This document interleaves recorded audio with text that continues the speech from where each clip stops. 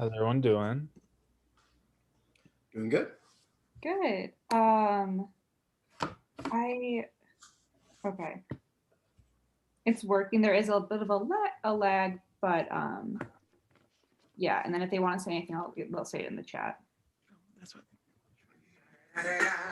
It's the one and only. Damn, this Snyder Cut is fire. Hey everyone, if you're like me and was underwhelmed by 2017's Justice League What is going on?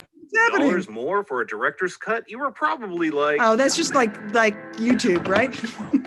But to my surprise, I didn't think Zack Snyder's Justice League was better. I thought it was way better. So in this I'm so video, confused. Yeah, you, Austin? It's not me. 2017's Justice League and 2021's Zack. And it's playing on your. It's Anne.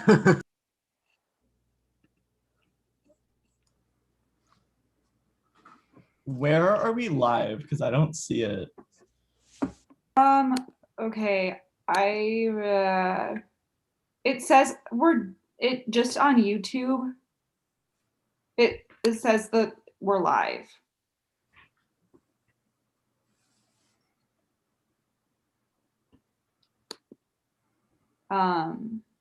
It's not showing up in the channel.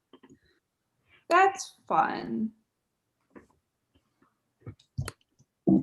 Cool. Are we live on your YouTube? It's on the Columbia College Chicago Theater prop room. Did you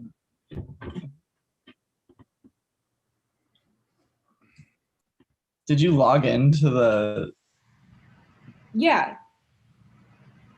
But did you hit go live? Yeah, I did hit go live. Is there a link that you can send us? Yeah, I can send you guys the link to that.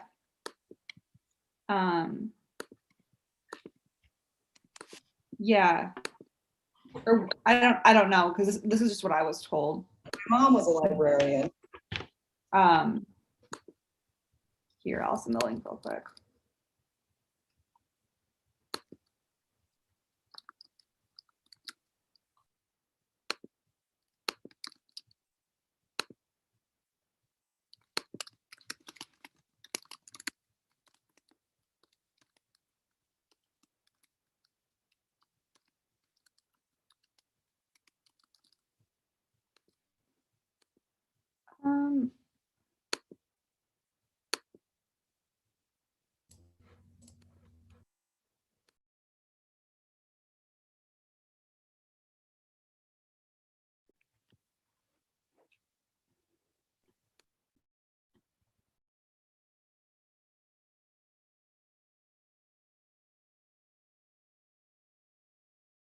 That's the YouTube Studio link, and only the channel owner can access the YouTube Studio link. Okay. Is there like a u.youtube or u2.tv link?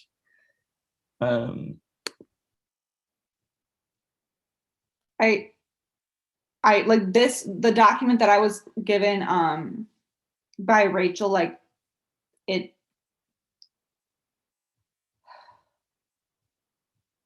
I'm so confused. I'm so sorry.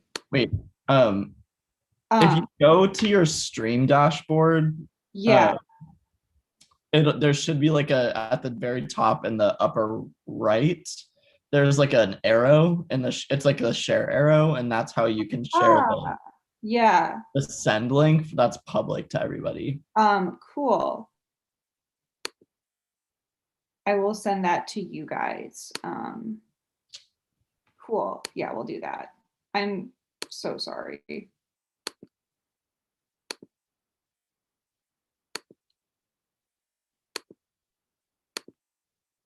But yeah, thank you, Jack, for helping me with that. No problem. I do this for work like every day. Yeah, because I am very like unfamiliar with, or I'm not familiar with like. What do we think we should do here?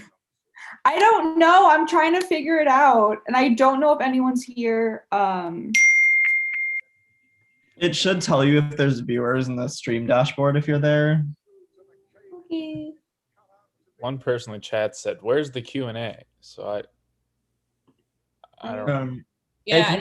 copy and paste that link. Yeah. 'cause- Copy and paste the link. Oh, okay. Into the chat. Got it. Oh, we're on the second channel of the theater department. Okay, so I'll copy and paste. I apologize. I am very confused. I'll figure it out.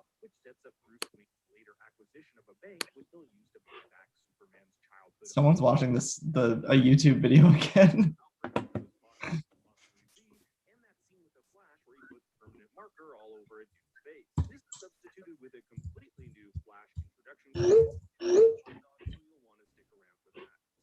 Retrieval of the first box signals a big difference between the two versions. Not only is Steppenwolf's armor different, but the fight scene varies in some pretty drastic ways. And is your computer watching a Snyder Cut video right now?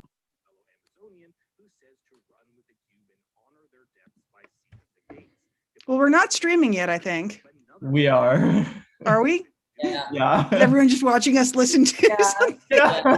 We're here. Hey Jack, can you just help me with how to get to the like see like the comments or not the comments, the Yeah, questions? so we're currently unlisted, so you'll want to make it public so that other people can see it. And if you go to the stream dashboard, you can do that in there. Being attacked by a dozen Okay. which he easily armor. I guess this is also a The good Snyder Cut is really cut just, has an R rating. I love it. You show it really well, guys. And as we'll see later, Wait, Zelda's in the chat for the live stream asking for the Zoom link. fight from the boys. Oh, can Tell someone- her I just put it in the group chat. What the box is now in his also, cut very sorry Jack, how got it, found it. Okay, We're good. figured it out. Who he's reporting to and why he's Can we pause the YouTube video that's playing in the background? abandoned type of Chernobyl town rather than And I think it's on your Man. computer. Yeah, it's Anne. Snyder. Thank God. And can you hear us? Storyline, which is Anne? caught in What? the way. You have a video playing in the background. Do I? Yeah, you Yeah. do. Reshoot somehow. If I turn, Yep, we can't hear It's it. you. It's you. So if you open your web browser and like close the That's YouTube me. tab, I'm sorry. But can people get on? Because that's the I- other problem. I'm trying to figure that out right now. I don't know how to send them this link. work at Star. if we go into the same link that we used before, or if we go into the Eventbrite page, we can send out an email being like, "This is the TalkBalk Okay. link," right? Give me a second to get into the Eventbrite page. Or do I need the Eventbrite login? Like for the Columbia, because I don't have Columbia's Eventbrite login. Does that make sense? However, we sent the link out earlier today. I think I can send it on the chat. I think I just got it for like the comments of the actual play. So Jack, are you able to look at the comments on YouTube for this? Yeah, I can only see Zelda so far. Yeah, I got it. I put it in the YouTube comments of the actual show. Oh, great. So people will be able to get on? Yeah, if people are still on here, they should be able to see it. Okay.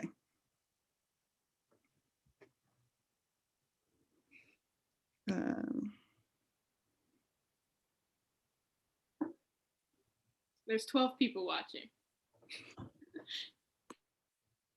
Do any of those 12 people have questions since we're here? They're just here to spectate.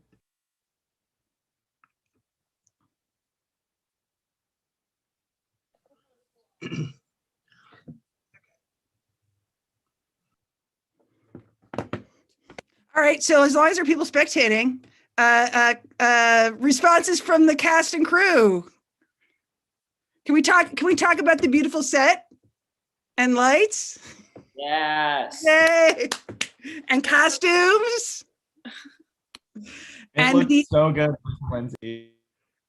And And I have to do, well, again, while we're sort of waiting, I have to do an intense shout out to Patrick, who is my new best friend. Patrick and I now have a longer text thread than anyone in my life.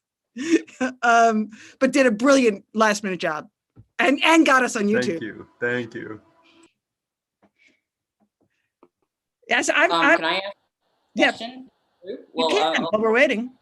I'll just start moderating this real quick. Can I ask what everyone's process was like for this from teams?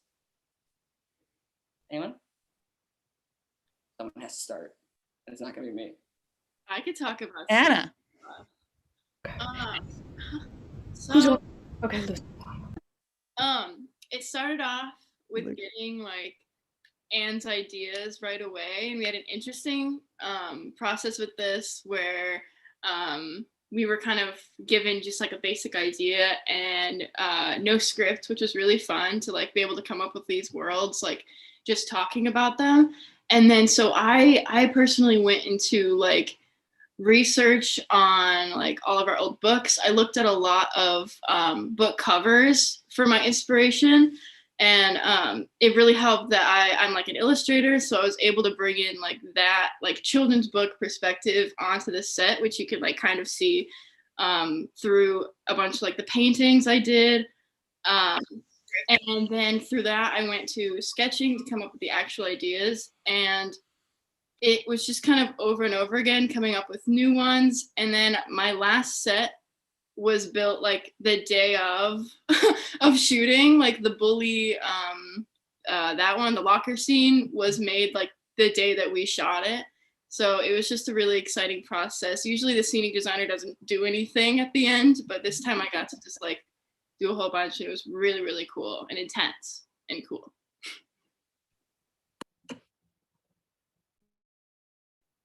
I'll kind of jump into that after Luce. Basically, like it was a lot of the same for me. Like, not having a script was something that was super new to me as a designer. Especially lighting the show, like it went through a lot of changes going through it. But I started at research. Had a lot of production and design meetings with the team, with Anne, with Luce, Lindsay, and everybody. And like we went through a complete redesign too, almost at one point of like the show fundamentally changed like all of the environments. So that was a really down to the wire, interesting experience that I think made all of us like more versatile and adaptable designers, which I thought was a really good experience.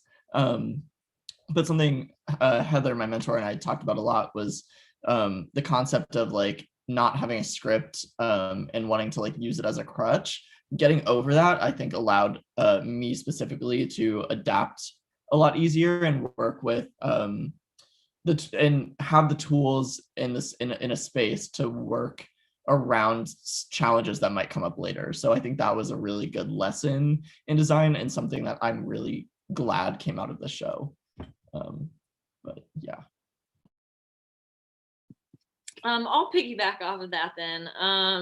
Yeah, I definitely think like the way this process was set up, it made me more of a flexible designer as well, because there was no script.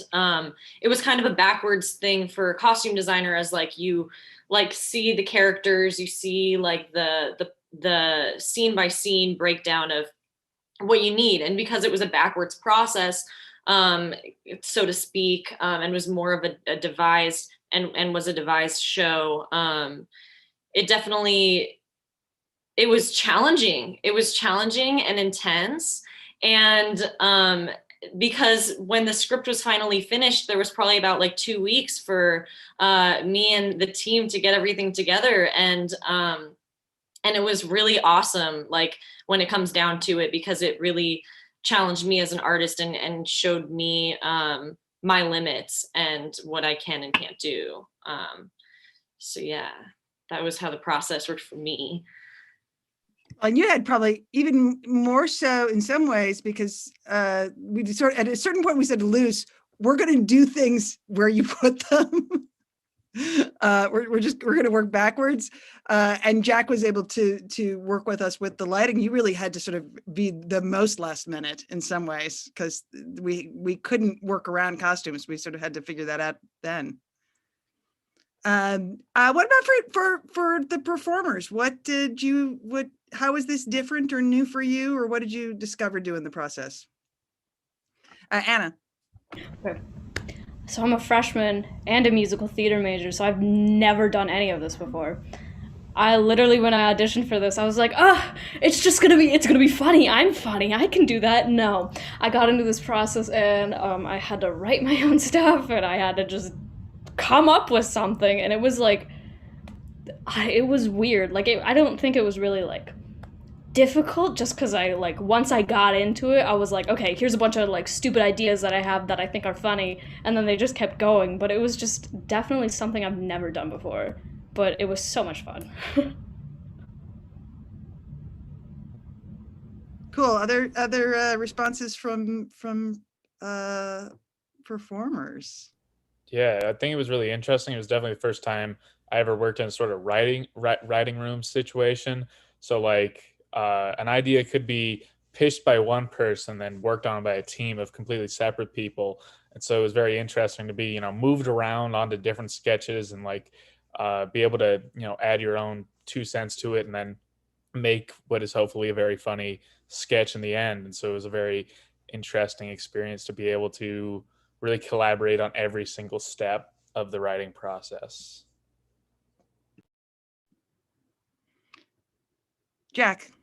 Yeah, just like some of my favorite moments from doing this show were the collaborative writing moments, whether it was like just breakout rooms over Zoom, or if we actually got to like be in person and write with a couple people. Like just those like personal moments in between all the bigger stuff is what I think I'll remember most, and the relationships that you build. This is a really good cast, and I love you all so much. So my favorite, I'm going to share a favorite moment. Speaking of that, which was that when I threw Zelda and Blythe in together to work on Historical Mean Girls, because we had the idea, but we knew we needed to build it out, and I popped into the Zoom room, and they're like, I don't know if we're doing it right. We just came up with a whole bunch of jokes based on these books. And I'm like, yes. It's like, yes, exactly. You're doing exactly the right thing. And you did. They had this slew of historical fiction, YA fiction jokes all of a sudden. Many of which are still in the thing, right? Yeah, I remember for that, I just had like a notebook because we knew which historical fiction girls we were focusing on. I just had a notebook and it was just like, what is everything we know about Laura that like we can make fun of her for? We're like, she's short. And so it was just that one. Yeah, it was just a bunch of jokes. Other writing processes, like it was easier for me to just write, like the script just came out when I had the concept, like for John Green. That was Anne's idea actually to like set it during quarantine. And as soon as you said that, I was like, oh, I know what she's doing. I know what they're up to. But Mean Girls is a little harder. So I'm glad I had Zelda to help me.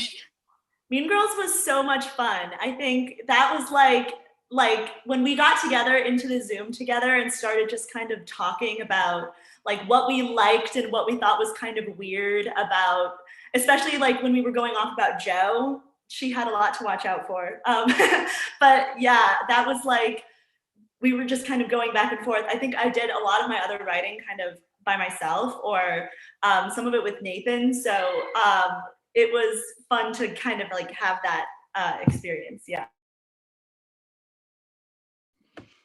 All right, for the cast, what was the set or costume space that most like blew you away when we actually got? Because I think for most of us, we're used to being in like sketch theaters where it's a couple of chairs, but all of a sudden you're in these fully developed spaces. Was there a space or a room or a scene that you were like, wow, I never thought I'd see this?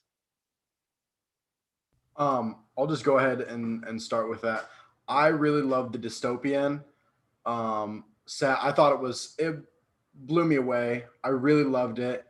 And with the lighting, it just looked amazing. Also, because in that set I got to wear my favorite costume of all time that I've ever wore, which is leather armor. I thought it was so cool, and I fell in love with it. It was amazing.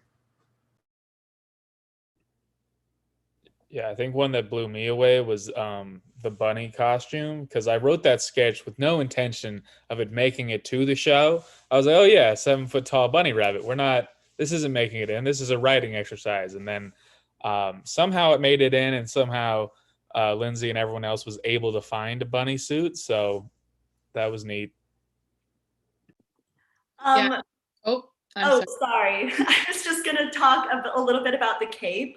The one for Lance Golden shot. Me and we had a very specific idea of the kind of green cape that we had wanted to have, and Lindsay just kind of like blew it out of the water. Like when I tried it on, and it was just like some green fabric, and I was like, already I'm in. But then the trim, and it had like purple lining, and it was amazing. I went like this. It was great. Thank you.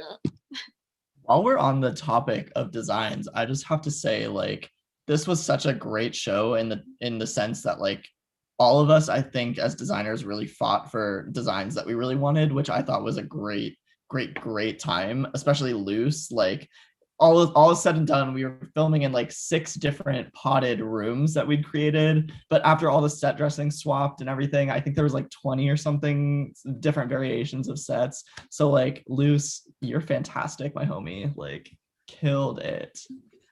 I just pile onto that, because there'll be moments when like Nathan and Patrick and I are setting up a shot in a room, and we're like, we need something in the corner that's different.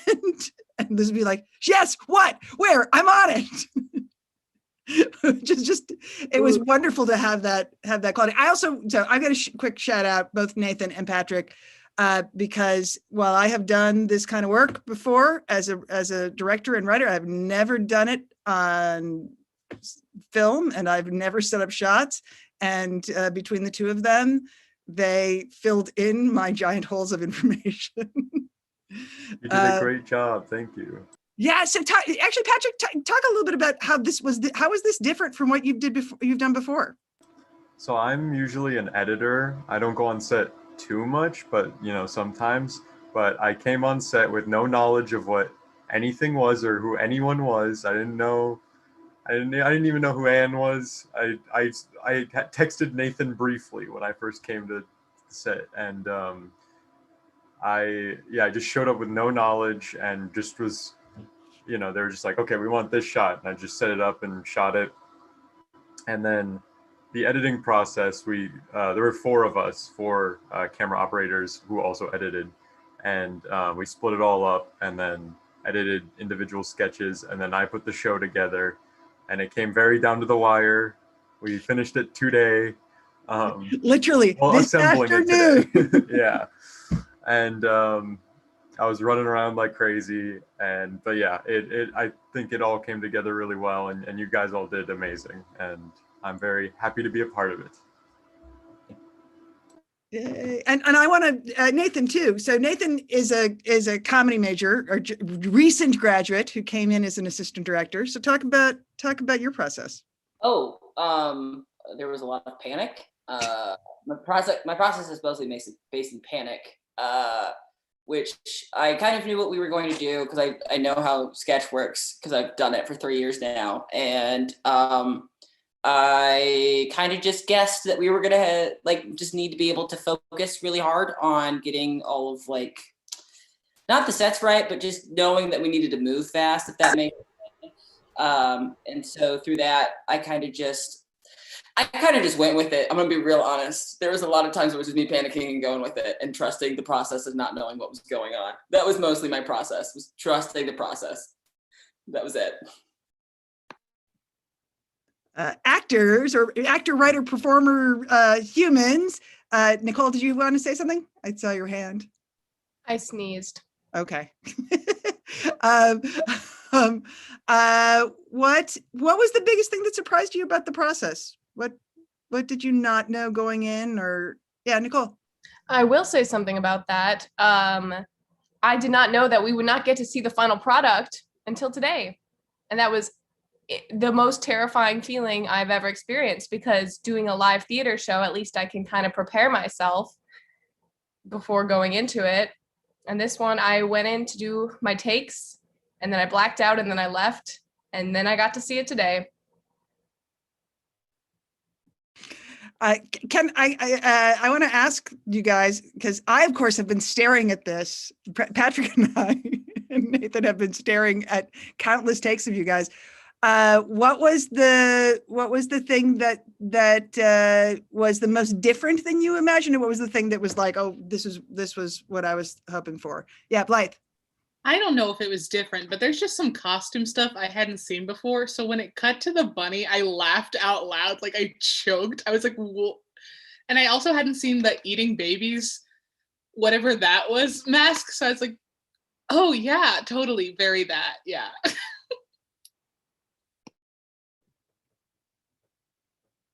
Cool. Other yeah, Anna.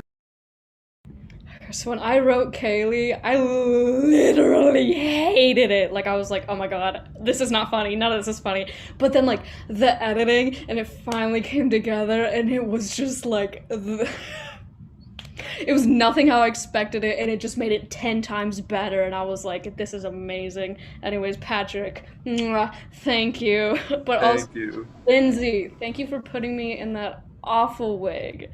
It made it so much better. Disgusting. It was disgusting. And it looked so terrible tonight, and I loved it. The wig was, I just want to say, the wig was hilarious, but also the title cards that Zelda was talking over sent me. And the doll just standing there for so long and then getting hit in the head. From a design standpoint, I did kind of want to actually like talk about this a little bit. Seeing things on the camera and on the little tiny monitor that we were looking at things through to the final product was really interesting, because some of it turned out like exactly like I wanted it to. Like Lance Golden shot, that scene looked like exactly like I pictured it in my mind. And then some of the stuff like the monologues looked a little pinker, which is just, it's totally fine, but it's like the translation from the camera to like, because normally when you're lighting things or designing things, you're doing it for the eye and not for like a lens or a computer screen. So that was actually a really interesting challenge to get around. So yeah, it was interesting because for scenic, usually the audience is really far away, and you can just mess up some paint things a little bit. But then for this, it's like so close, and I was spotting little things, but it was just like, this is a very interesting new experience for us, I think. I just realized, Patrick, that Kennedy Mills 2 wasn't in the show. Did it? Oh. How about that? I was looking for it. My bad. It slipped through the cracks. I will. I can put it in, and it'll be in there tomorrow night. Yes, it will. Oh my God! I like this was literally like, I know. Maya's like it wasn't the thing. That was. I take full responsibility on that. That was going to be my big my break. bad. Like it's there. We have the edited scene. It just didn't. When we put it together, we were literally putting it together today. So there's another scene that. So anybody who saw it today can go back and watch it again with the second part of the Kennedy Mills story. But I did get the exact right. I got a clarinet that sounded exactly like you playing it. Oh. Yeah.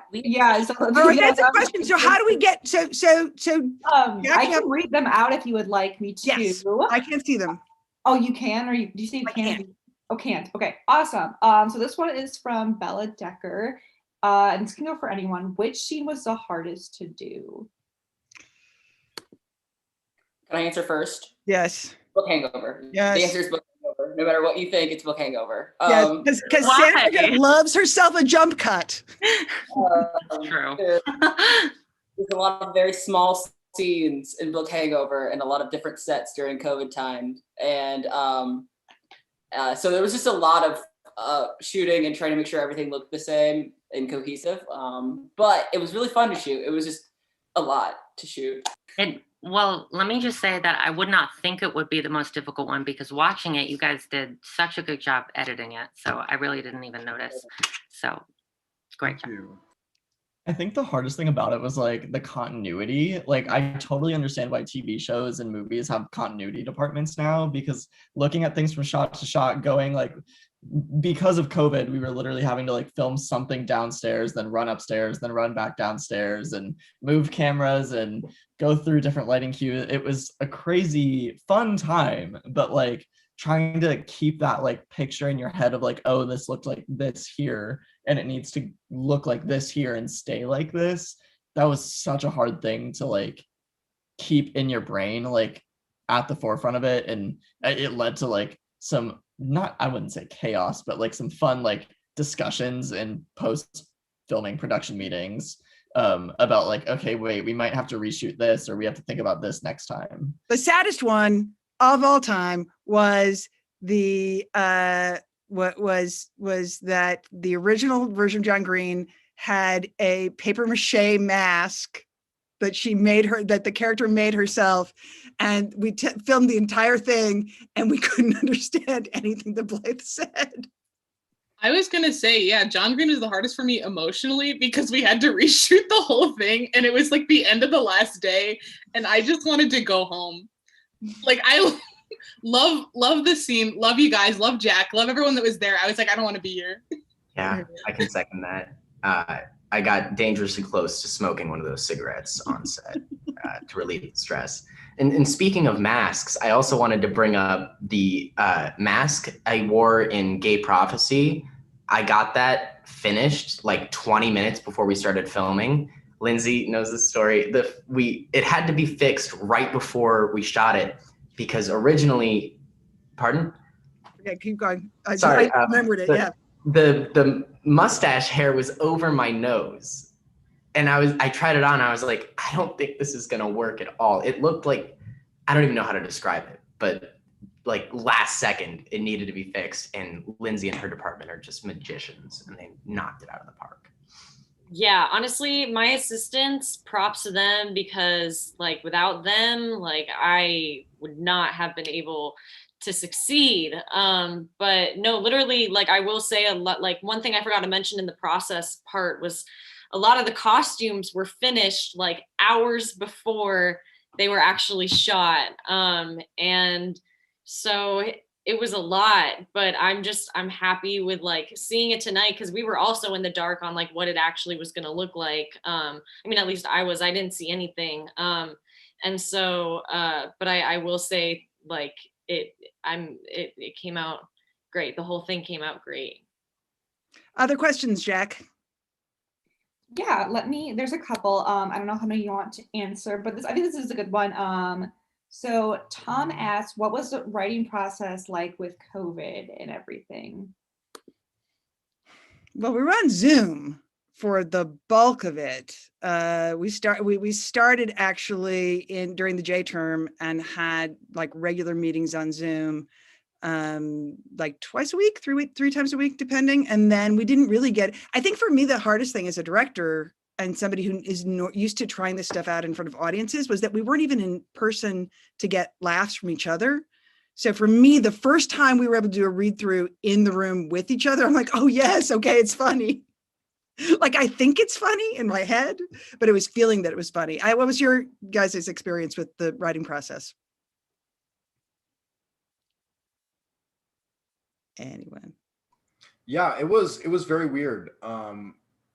This was my first time really like writer room situation, like Kirby had said earlier. And when you're on Zoom and you're not having those laughs, there's a lot of self-doubt that's like, oh, everyone is silent, but you're like, oh, they're just being courteous, and you can never tell. So when we were able to get into the room and socially distance and hear people read and do it in person, it was like a breath of fresh air. I think the first time I heard Sam say the Harvey Dent line, your parents are collectively Harvey Dent, I lost it because over Zoom I was like, oh, okay, but then I heard it in person, I couldn't, and even on film it turned out amazing. Just amazing. something else I had trouble with is like when you're doing writing over Zoom with someone, you'll have like a split screen with like a Google Doc and they're on the other, and it's just tons of awkward silence while you're furiously typing because you know they're staring at what you're typing and you're like, it's not gonna be funny yet. I'm only halfway through the sentence, and it's just this awkward tension every single time, and then eventually it'd work out.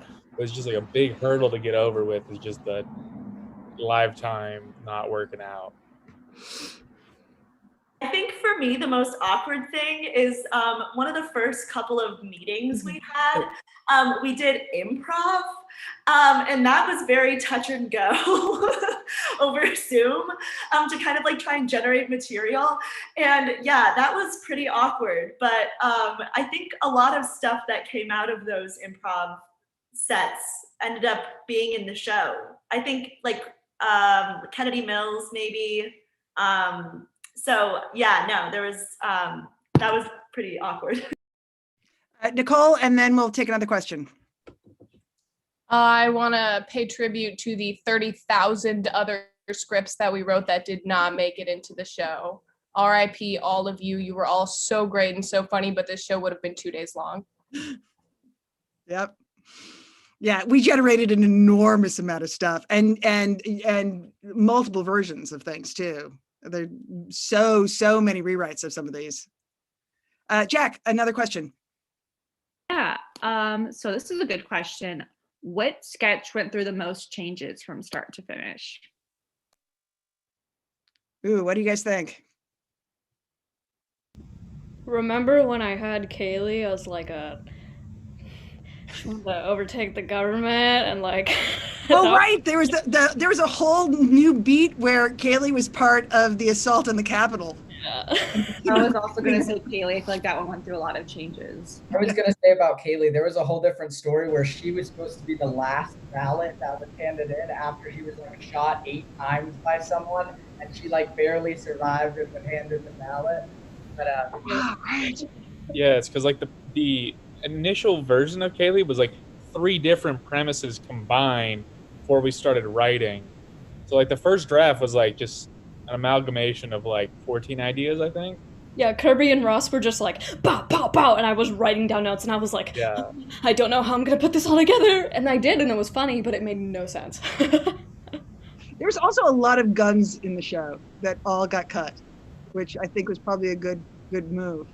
I don't know about that. That's definitely debatable. Another question, Jack.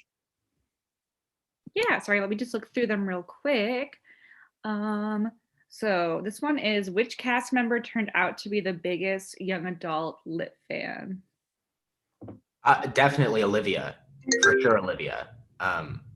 Olivia knew stuff about books that I didn't know, like, could be known.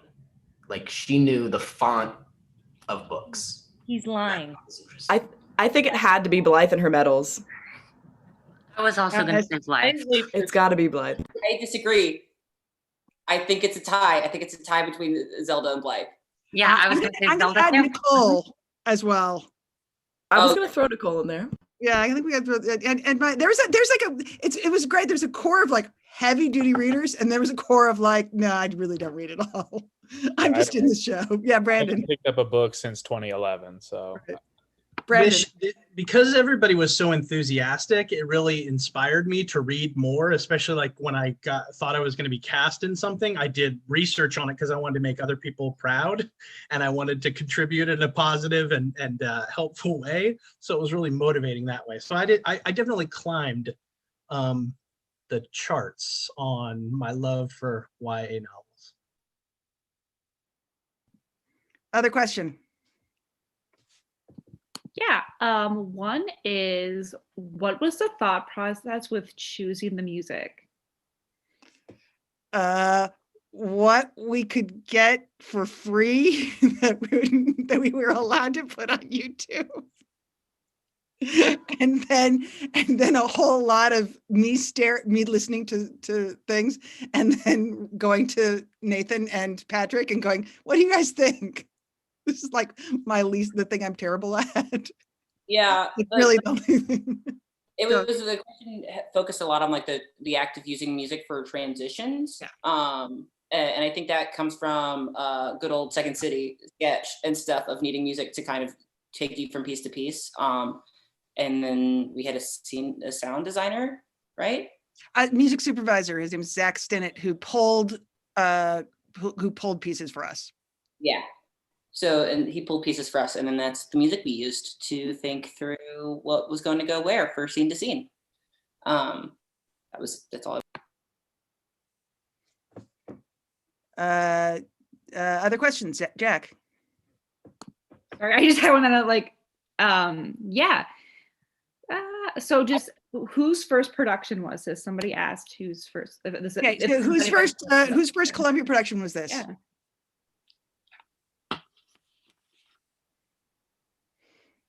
Yeah. You guys go.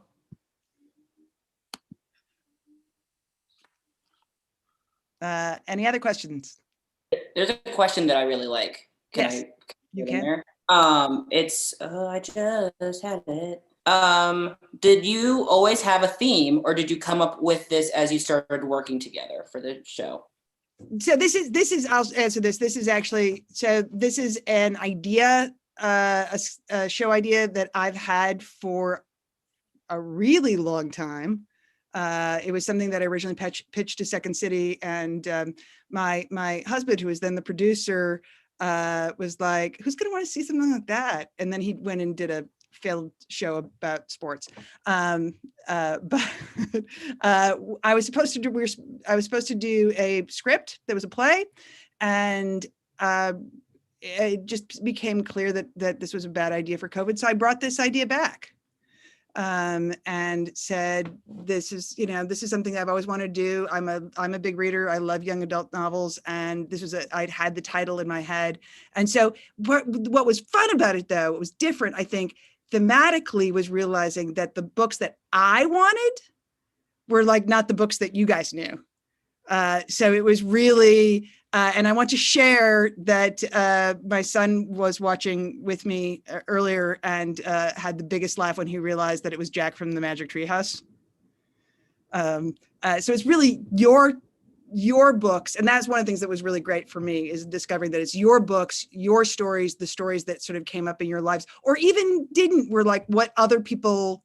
Yes, I did make some people say book titles that they didn't know, so I could get them in the show. But it was also your reading experience, because for a lot of our cast, that's not their thing. Yeah, Jack Weimer. All right, we have so many Jacks in this this company. We have Jack McDonough, Jack Pitlick, love all the Jacks. But what I was gonna say is just like, I think it's interesting how I love the change that we went through all of this. For the people that are watching, we originally had books like Percy Jackson and oh gosh, what else? Like Maze Runner and just a lot more types of books and a wider range of them in the show, that when we went through this redesign was really cool to like go through the process of, okay, maybe this isn't going to be in the show now. How do we make it look? And I think that was, again, like when I spoke earlier to like being like more adaptable, that was one of the challenges that we had to overcome. So there were times where we were literally, I at least was like throwing ideas out the window and being like, okay, how can I either take part of this and rework this, or how can I come up with something completely new in the time that I have? Some of it even being in the space, I had to like redesign entire cues for the camera, and only had like 10 to 20 minutes to do it, which was a fun challenge. So that being something entirely new to me gave me a lot of respect for the film designers who have to do this every day, every week on their schedule. So that was pertaining to sometimes our themes as designers had to change like very quickly, was something that I was personally dealing with.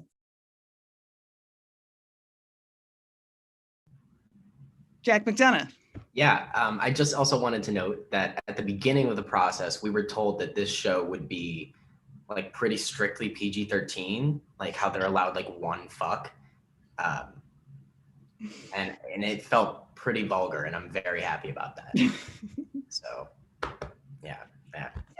roughly. No, my monologue about Edward Cullen's cum got cut. So Yeah, that's what was missing. And all of my Shel Silverstein jokes. We had 2 suicides and a murder that were all cut. Yes, it's true. For good reason. Yes. I don't know about that. Kirby and I spent a lot of time working on those. Mm-hmm. Yeah. One of the suicide jokes is a lot. Are there any other questions that are up there that we want to answer? Nathan, I think that was most of them. Nathan, are there any that you want to ask? Yes, Patrick. I feel like there's a lot of questions about COVID. Do we want to talk about like production during COVID and what that was like a little more? Oh, Sure. yeah. I need a shout out to Megan, Yeah. our COVID coordinator officer, who really kept us in check. Because boy, oh boy. I think working through COVID was kind of actually a challenge that I kind of enjoyed, surprisingly. I thought I was going to hate it with all my heart, but it actually was a really nice time, having to figure out a way to film things and make things possible with having multiple people in shots at the same time without having to have masks, because we can't have more than 2 people masked in a pod at once. But I really thought filming during COVID was actually kind of nice. All right, I want to call out the other thing I want to say is the thing we did with Dead Parents, where we were able to match those shots so it looked as though we had to film Anna and Brandon completely separately because they couldn't be in the same room unmasked at the same time, and then we matched that shot so it looked like the 2 of them were in the same room, which was amazing. Because I think that was one of the hardest things. Yeah, Nicole. When I was doing historical Mean Girls, almost every single one of my lines was reacting to other people's lines, and I was doing that to no one. And that was easily the most challenging acting challenge that I've ever had. And it shows in the clips because I am hamming it up so badly. Okay, so 2 things I want to say. Okay, what were your favorite things that got cut? Oh, my second Kennedy Mills sketch. That belongs in. That was a mistake. It is now in the show. I have been working during this Q&A. Cool. There was a line in Kennedy Mills. It was Brandon's line. It was like, "Have you seen the movie Tangled?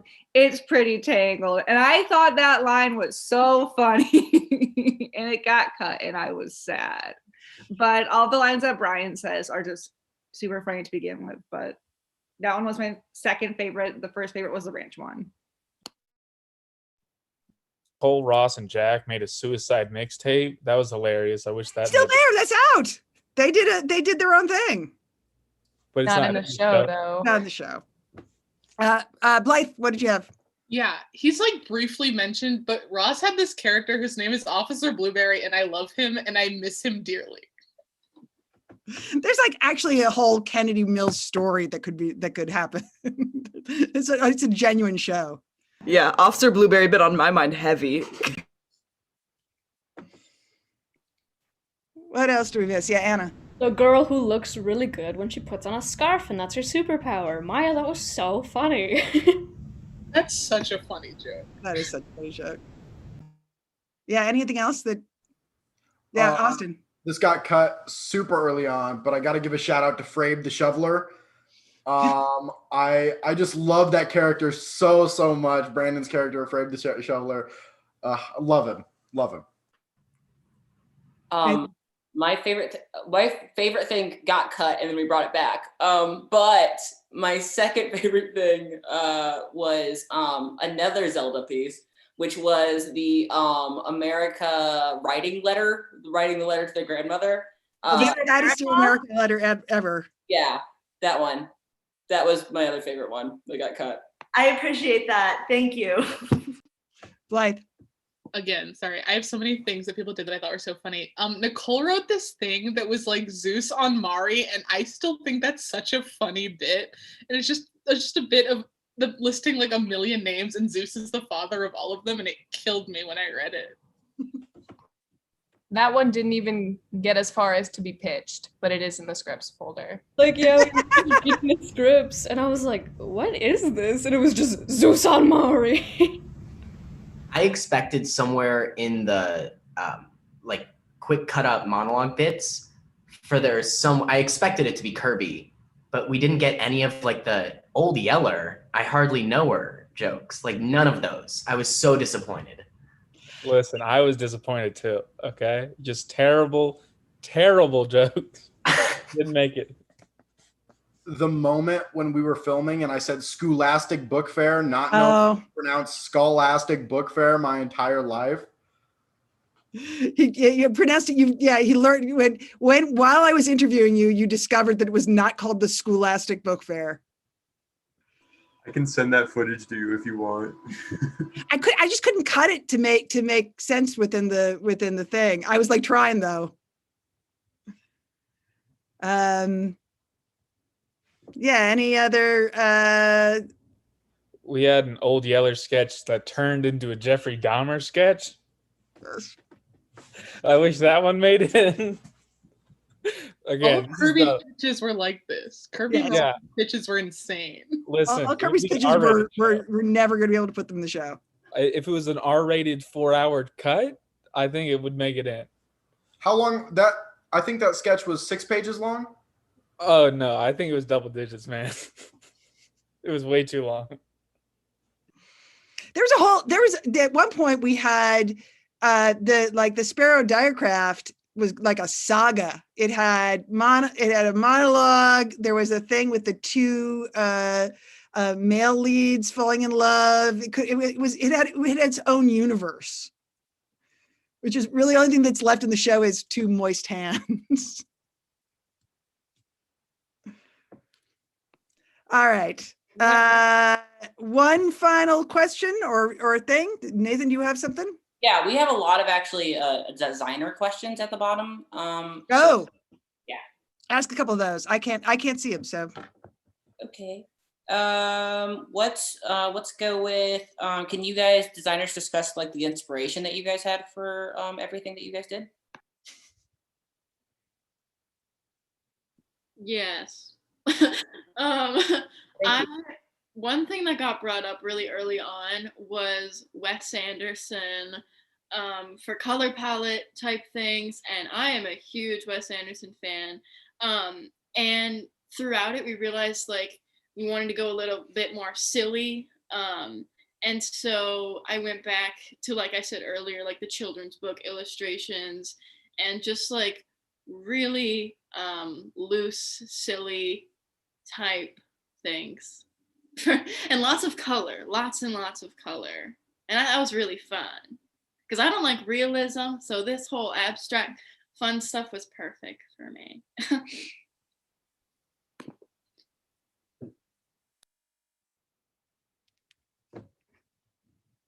Lindsay, you can go first.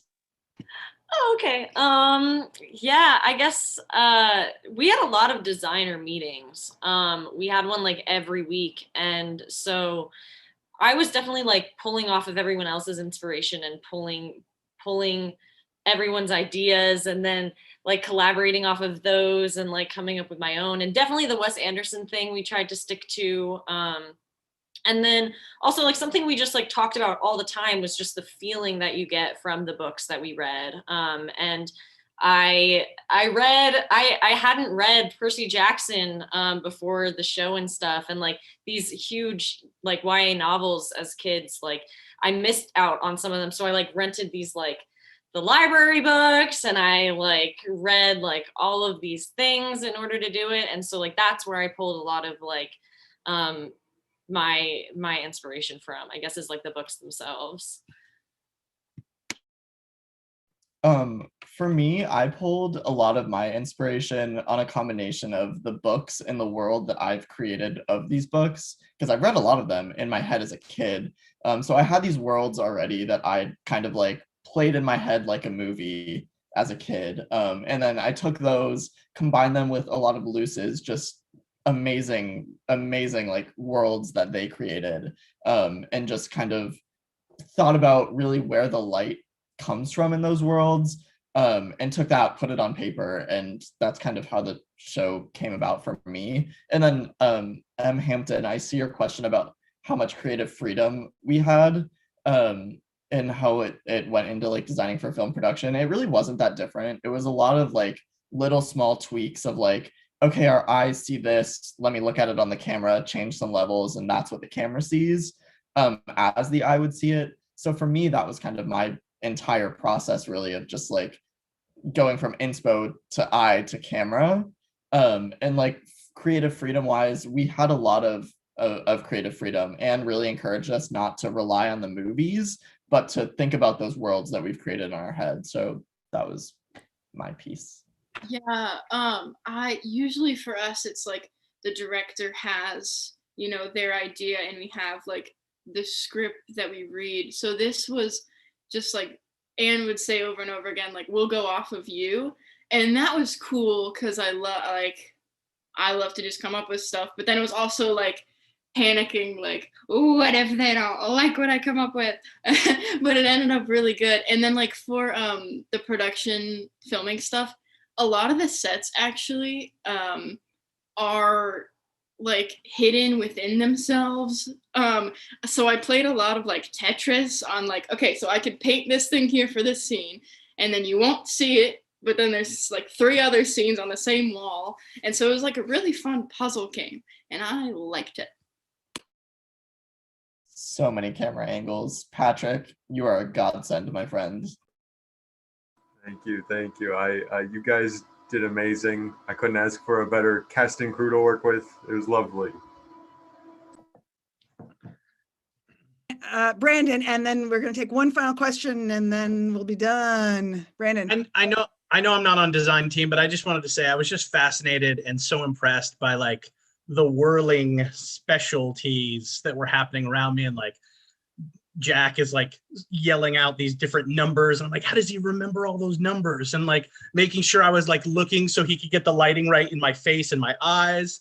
And then like Lindsay, like her dedication to like every design piece of clothing. That's like in my mind, I'm like, I don't know if Brian's shoes are going to show up on camera, but darn it, Lindsay wants these specific shoes for Brian. She thought about it. She's making it happen. So I was like determined for everyone. I loved it so much. It was great. Olivia says she wants to say one last thing. I just wanted to say more on the like, the side of my side. I can't talk, I'm sweating. Oh God. Wow, hello.